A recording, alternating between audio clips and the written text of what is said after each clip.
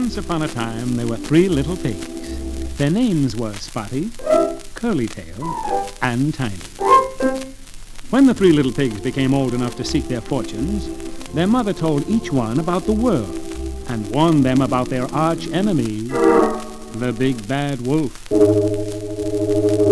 So she sent them out into the world to build their own houses.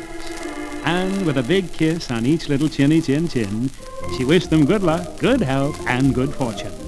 Spotty was the first to go. He dashed out into the sunlight, singing and joyful. I'll build a fine house, get myself a good wife, and settle down for the rest of my life. That's what he thought when he came across a man carrying a load of straw. Spotty asked the man, "What have you there, mister?" "Straw, my fine young pig. Would you like some?" "Oh, very much. I'll build me a house out of the straw. Oh, thank you." And so Spotty took the straw and built himself a fine-looking house. He finished it up in one day. But the next day, the wolf came. He knocked on the door. "Open up, my friend, and let me come in." "No, never, Mr. Wolf. Not by the hair of my chinny chin chin." "Then I'll huff, and I'll puff, and I'll blow your house in." And so the wolf took Spotty to his cave. Then the wolf went out looking for Curlytail. Well, when Curlytail set out to seek his fortune, he also met the man. But this time the man was carrying a load of twigs. So Curlytail asked, "What have you there, Mr. Man?" "Twigs, good things for little pigs." "Oh, may I have some to build me a house?" "Why, yes, little pig, here are a few. And now, my friend, I bid you adieu." And so the man went on his way, and Curlytail built himself a fine-looking house.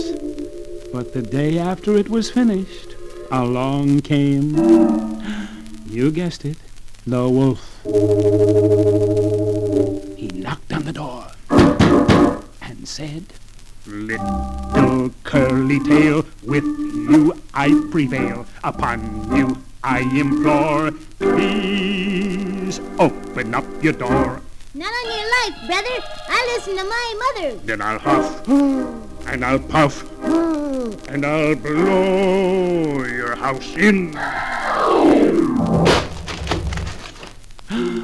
Oh, my poor little Curlytail. His house of twigs was blown clean in, and he too was carried away to the wolf's cave to be eaten when the wolf craved pork chops, his favorite dish.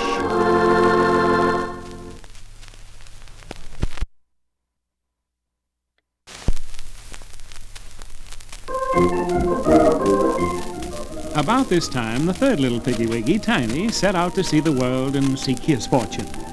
He came upon the same man with the straw and said, "Good day, mister. That's the finest straw I ever saw."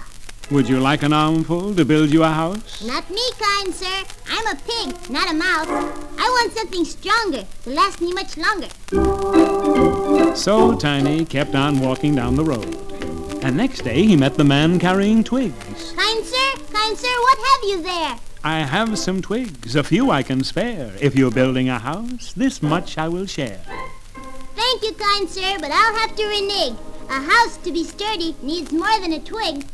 So again Tiny kept walking. And the following day he met the same man who was carrying a load of bricks this time. "I say, my friend, I'll show you some tricks for just a few of those solid bricks."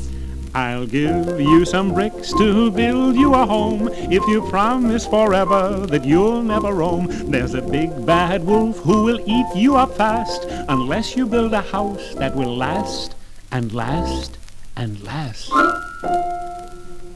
So Tiny took the bricks and built himself a fine, strong house. But when Tiny's house was finally finished, what do you know? You're right. The wolf came again. He knocked on the door. "Look here, Tiny, open up your door. I have 2 little pigs and I want one more."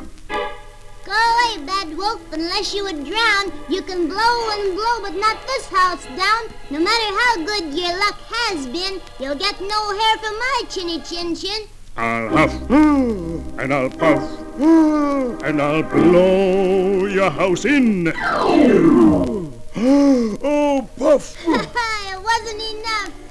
Well, he huffed and he puffed and he puffed and he huffed, but he could not get the house down. So he said, "You win the first round, but another way I've found. I'll climb down your chimney and gobble you up." You're not a brave wolf, you're only a pup.